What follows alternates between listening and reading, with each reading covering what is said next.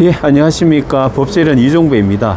오늘 일요일인데, 오늘 이석기 가석방과 관련해서 박범계 장관과 그리고 가석방 심사위원들을 직무유기, 직권남용 혐의로 고발장을 접수했습니다. 24일 날 이석기가 가석방 됐습니다. 이 있을 수 없는 일이죠. 이석기는 전쟁이 발발하면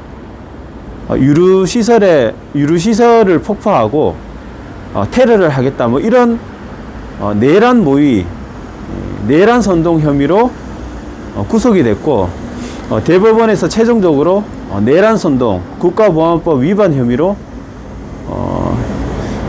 9년형을, 징역 9년형을 받고 복역했던 자입니다. 가장 심각한 문제는 이석기는 단 한 번도 자신의 그 헌법을 부정하고 국가 전복을 꿈꾼, 그리고 우리 국민들의 생명을 위협하는 그런 내란 선동, 내란 음모 혐의에 대해서 한 번도 인정한 적이 없습니다. 한 번도 반성한 적도 없습니다. 이러한 자를 가석방한다는 것은 있을 수 없는 일이죠.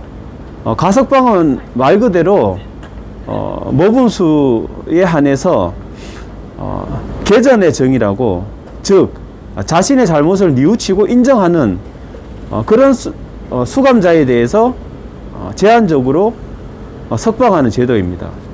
그런데 이 이석기가 과연 개전의 정의라는, 그러니까 자신의 잘못을 뉘우치고 반성하는 그런 모습을 보였습니까?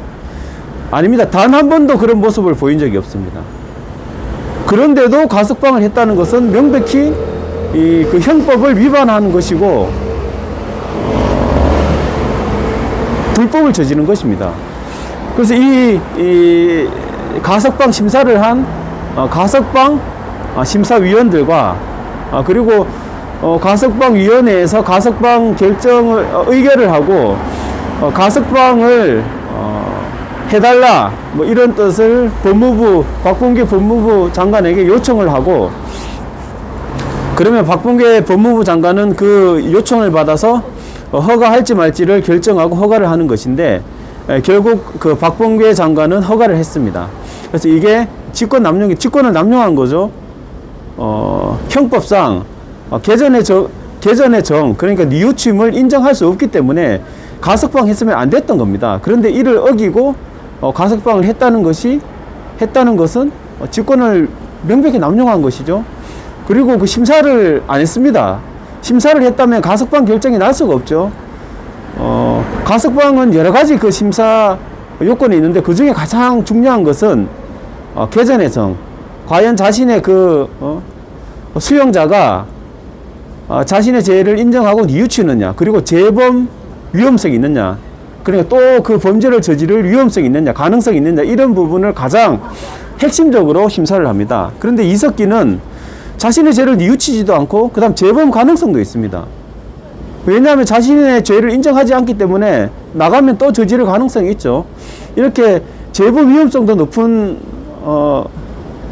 그 수용자를 가석방 했다는 것은 심사를 심사를 안 했다는 것밖에 안 됩니다. 심사를 했다면 가석방 결정을 내릴 수가 없죠. 그렇기 때문에 저희가 봤을 때는 심사를 안 했다라고 볼 수밖에 없어서 직무유기다. 심사를 개전의 정의나 재범 위험성에 대한 심사를 안 한 것은 직무유기다. 이렇게 저희가 판단을 하고 이번에 박범계 장관을 고발장을 접수하게 됐습니다. 그 이석기는 우리나라의 그 자유민주주의 헌법을 부정하는 세력입니다. 전쟁이 발발하면 국가기관이나 유류시설을 폭파하겠다, 이런 식의 사상을 가진 사람, 즉 우리 국민을 살상할 전쟁이 났을 때 우리나라를 침범한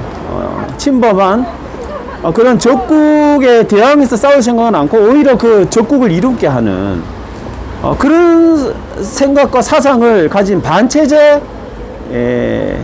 인물입니다. 이런 자를 석방을 한다는 것은 이게 민주주의, 법치주의 국가에서 있을 수가 없는 일이죠. 그래서 저희가 이 사안을 아주 심각하게 보고 고발장을 접수하게 됐습니다. 그리고 이석기가 또 전자발찌도 안 찬다고 했다가 뭐 찼다고 하는데 이것도 뭐 믿을 수가 없습니다. 그래서 이런 부분에과 여러 가지 또 재범 가능성이 있기 때문에 면밀히 저희가 주시를 하고 법치주의 국가에서 법을 어긴다. 그러면 예외 없이 저희가 어떤 법적인 단죄를 위해서 조치를 취할 것이다. 그런 말씀을 드리겠습니다. 감사합니다.